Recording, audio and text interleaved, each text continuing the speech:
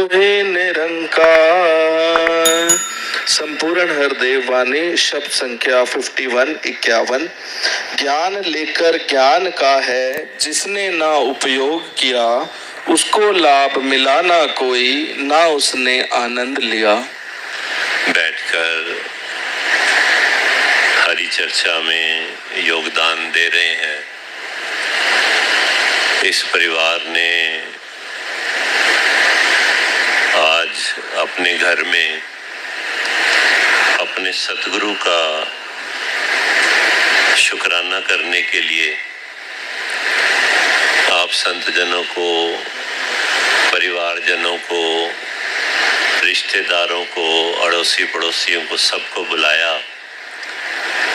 और भाव यही है कि जो सतगुरु ने सिखलाया है कि जो हरिजन है, जो प्रभु का रूप है, जो इंसान है, इनकी सेवा करना ही प्रभु की सेवा करना है। जब भी ध्यान आए कि हम इस निरंकार प्रभु ने हमें बहुत सुख दिए हैं, इसका धन्यवाद कैसे करें, इसकी सेवा कैसे करें, तब कहा है कि संत जनों की सेवा करो, महापुरुषों की सेवा करो। जिस रब नूं पई ढूंढे दुनिया, दसां किथे रहिंदा ए, संतां दे हिरदे विच बसता, ते रसना ते बहिंदा ए। ये जो ज्ञान की बात हो रही है यहाँ पर, वो ज्ञान क्या है? 2 मिनट के लिए इस पर बात करते हैं, फिर मुख्य बात पर, इस शब्द पर आते हैं। वास्तविकता में हम सब शरीरों में हैं, पर शरीर नहीं है। हमें कुछ समय के लिए ये शरीर प्राप्त होता है और इंसान को इस बात का ज्ञान रहता है कि मैं ये शरीर हूँ। जब शरीर रहता है तो किसी का भाई बहन रहता है, किसी का माता पिता रहता है, किसी का दादा नाना दादी नानी बनता है, पर उसको समझ ये आती है कि मैं वास्तविकता में ना तो भाई बहन हूँ, ना माता पिता हूँ, ना दादा दादी हूँ, मैं वास्तविकता में आत्मा हूँ। यहाँ से ज्ञान आरंभ होता है। भगवान श्री कृष्ण भी कहते हैं कि हे अर्जुन, जन्म से पहले हम सब अप्रगट थे, जन्म होने के बाद हम नजर आने लग गए, लेकिन बाद में फिर अप्रगट हो जाएंगे, फिर अदृश्य हो जाएंगे।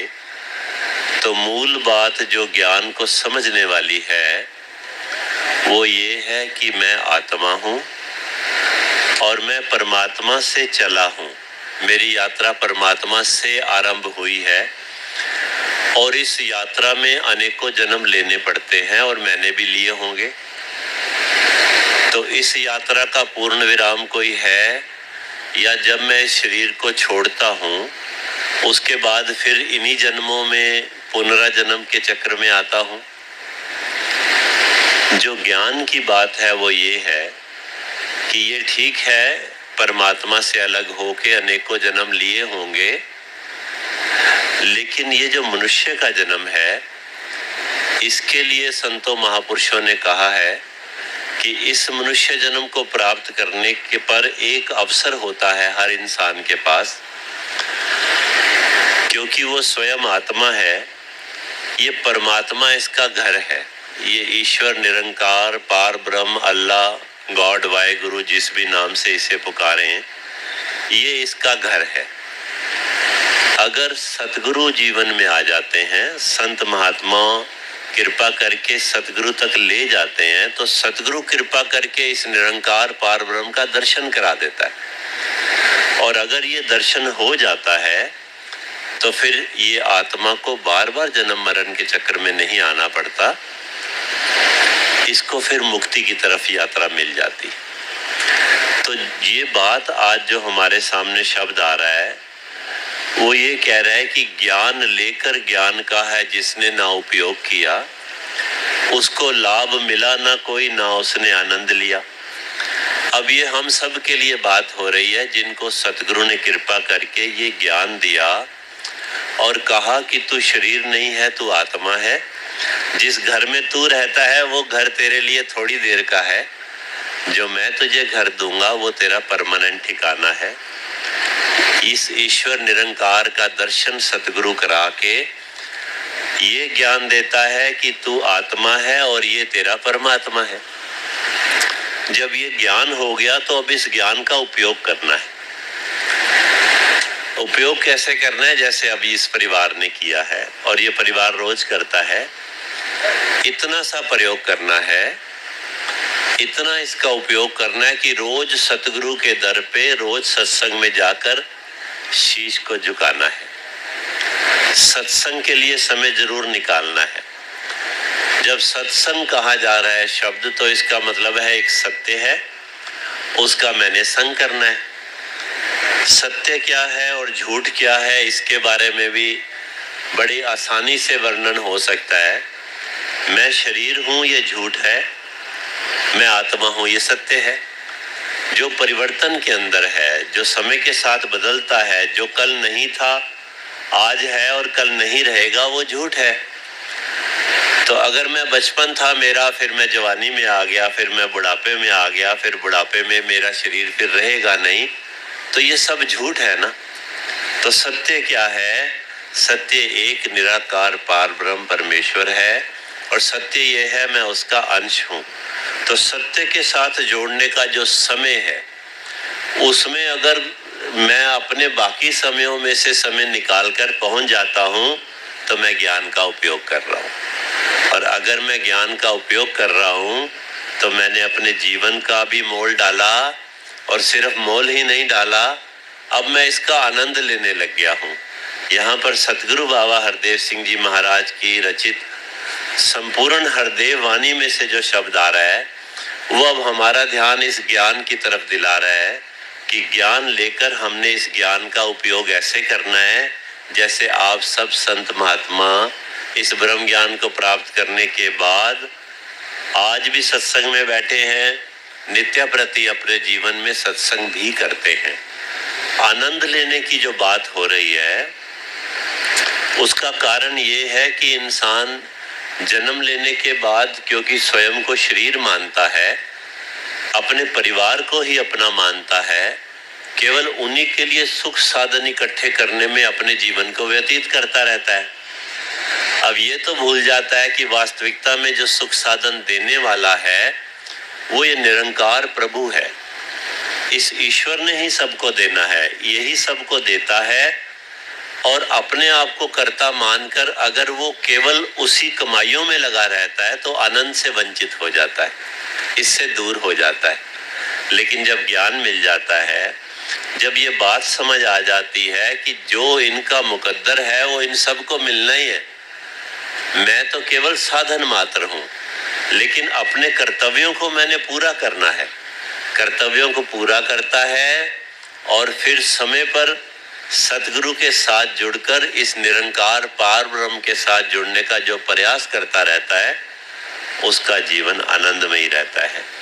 यहाँ पर भी आगे यही बता रहे हैं जी, सिर्फ ज्ञान लेने से कोई बात न बनने वाली है, बिना कर्म के कभी जिंदगी नहीं संवरने वाली है। अब कई बार हमको भी ऐसे महापुरुष संत लोग महात्मा मिलते हैं जिनके पास हम जाते हैं, प्रभु की बात करते हैं तो वो उनको याद आ जाता है, कहते हैं हाँ ज्ञान तो हमने भी लिया था, लेकिन वो ज्ञान लिया हुआ जो है वो फायदा नहीं दे पाता जब तक उसका प्रयोग ना किया जाए। तो यहाँ पर भी सतगुरु कह रहे हैं कि अगर किसी की प्रेरणा से आपको ब्रह्म ज्ञान मिला भी है, लेकिन उसके बाद उसका आनंद नहीं आ रहा है, तो आपको सत्संग में आने की आवश्यकता है। अगर ब्रह्म ज्ञान नहीं मिला तो ज्ञान लेने की आवश्यकता है।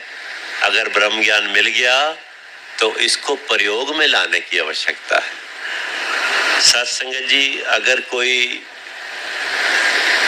एक अच्छा अमीर हो पिता और अपने बच्चे के लिए कोई अच्छी दुकान बना दे, कोई फैक्ट्री लगा दे और उसकी चाबियां भी उसको दे दे और कहे कि बेटा बहुत है इसमें, अब आप जीवन भर आनंद लेते रहना। पर वो बच्चा अगर काम पर ही नहीं जाए, उस काम को करना ही ना सीखे, उसमें बैठा ही ना, तो हो सकता है इन्वेस्टमेंट इतनी हो कि उसको रिटर्न उसकी आती रहे, लेकिन प्रोग्रेस नहीं हो पाएगी, ऊंचाई पर नहीं जा पाएगा, उसको और बढ़ा नहीं पाएगा। इसी तरह से ब्रह्म ज्ञान प्राप्त करने में, ब्रह्म ज्ञान अपने आप में संपूर्ण है, पर इसका आनंद कब आता है? जब इसको प्रयोग में लाया जाता है। जो संत महात्मा यहाँ पर देख रहे हैं, सेवा दल के महापुरुष खड़े हैं और अनेकों परिवार दास देख रहा है यहाँ पर बैठे हुए, ये सब ब्रह्म ज्ञान को प्राप्त करने के साथ ही साथ इसको प्रयोग में ला रहे हैं, प्रयोग लाकर इसका आनंद भी उठा रहे हैं जी। ध्यान बिना ये ज्ञान कभी ना उतरेगा इस जीवन में, हर पल हर छिन सुमिरन वाली ज्योति जगानी है मन में। सत्संग जी, अभी थोड़ी देर पहले हमारे बीच में भाई साहब कुलदीप जी बैठे हुए थे। उन्होंने एक बात बड़ी गहरी एक बार समझाई थी। कहने लगे ये सबको ज्ञान है कि ईश्वर हमारे आसपास है, ईश्वर हमारे अंग संग है,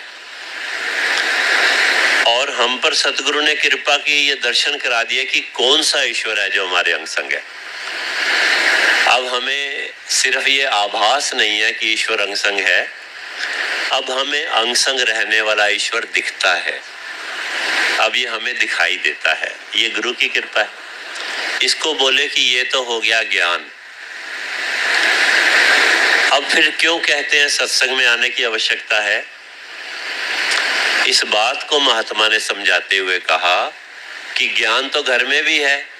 जब हम घर में हैं, ईश्वर सब जगह है, तो ज्ञान तो वहां भी था। अगर मैं ऑफिस में था तो ज्ञान तो वहां भी था।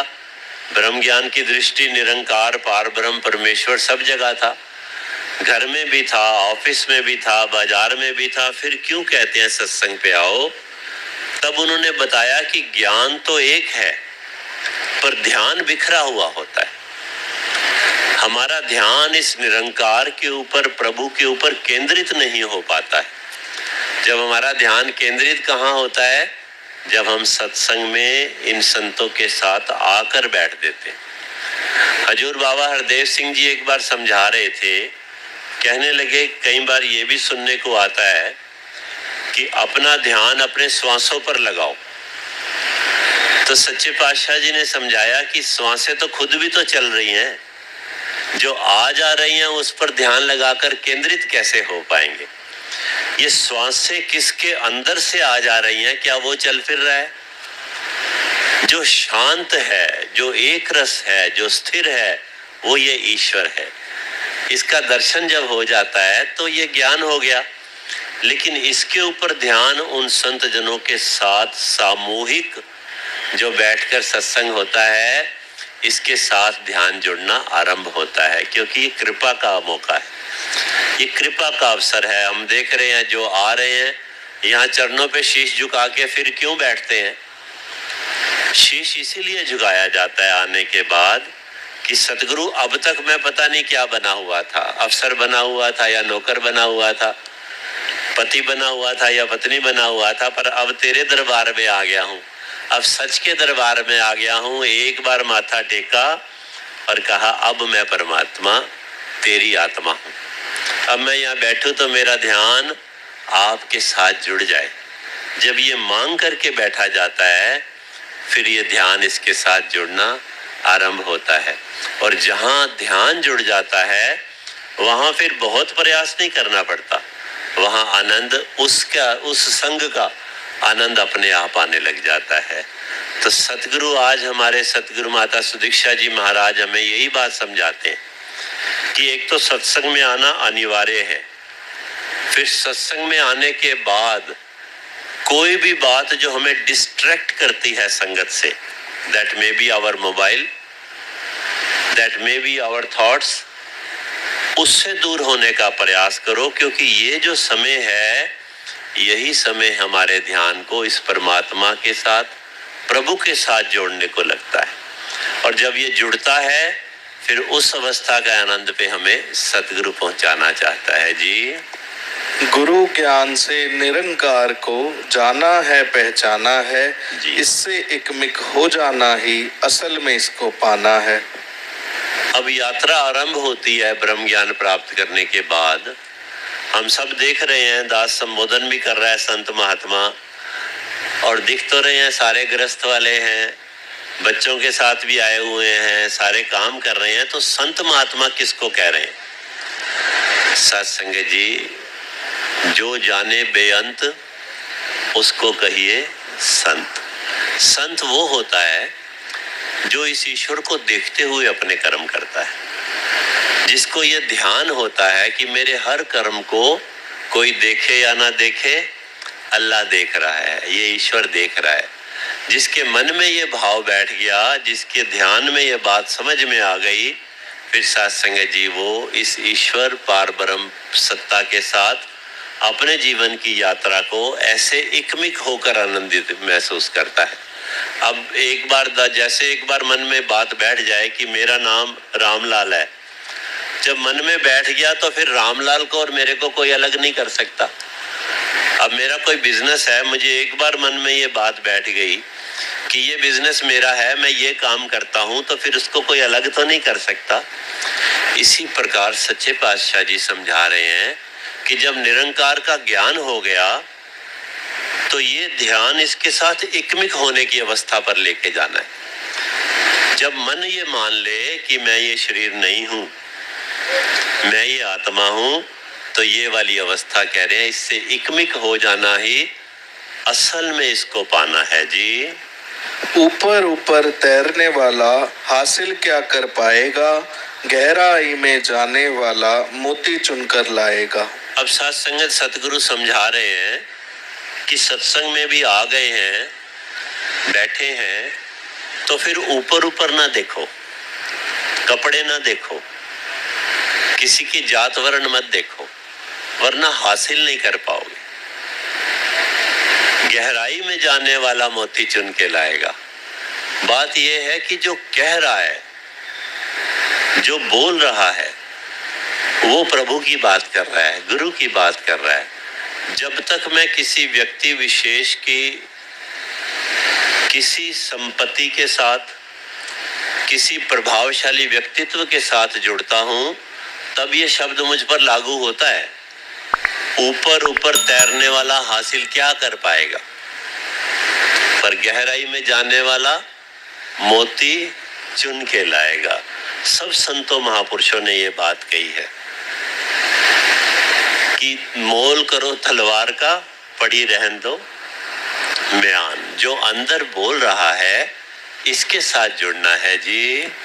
मुक्ति का हकदार वही है, ज्ञान को जो जन जीता है, कहे हरदेव विष को तजकर नाम का अमृत पीता है। अब ये सारी बात सच्चे पातशाह जी समझा रहे हैं कि इतनी बातें क्यों कही जा रही हैं। इसलिए कही जा रही है कि वैसे कहा है कि मनुष्य जन्म मुक्ति का हकदार है। जन्म के साथ दो शब्द जुड़े हैं, एक तो मृत्यु जुड़ा है, एक मुक्ति जुड़ा है। अगर दोनों शब्द जुड़े हैं तो दोनों का हकदार हर मनुष्य है। पर सच्चे पातशाह जी कह रहे हैं, कौन सा व्यक्ति मुक्ति का हकदार है? जो ब्रह्म ज्ञान को प्राप्त करता है, ब्रह्म ज्ञान के मार्ग पर सीधा चलता है। मोक्ष के मार्ग पर सीधा चलने का मतलब क्या है? अपने जो प्रभु ने मुझे जन्म जहां दिया है वो कर्तव्य तो करता है, पर साथ ही साथ सत्संग में आता है, महापुरुषों के वचन सुनता है, अपने मन में इस बात की दृढ़ता बना के रखता है कि मैं जो भी बन गया हूं वो टेम्परेरी है, मुझे परमानेंट इस ईश्वर के साथ जुड़ना है। तो कह रहे हैं मुक्ति का हकदार वही है, ज्ञान को जो जन जीता है, कहे हरदेव कि विष को तज के जो ये अमृत पीता है। ये अमृत पान है साथ संगत में आना।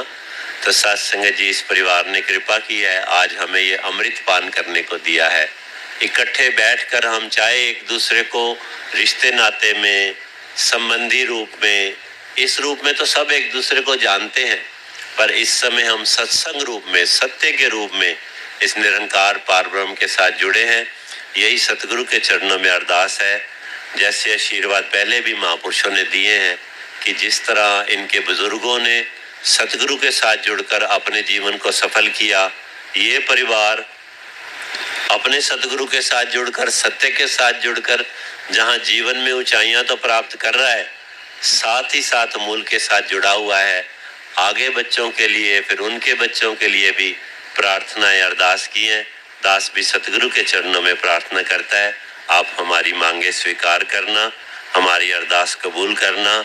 इसी तरह से ये परिवार जहां दुनियावी प्रफुल्लता प्राप्त करता रहे, सत्य के साथ जुड़ा हुआ भी जीवन में अग्रसर होता रहे। प्रेम से कहिए जी धन्यकार जी। धन्यकार जी।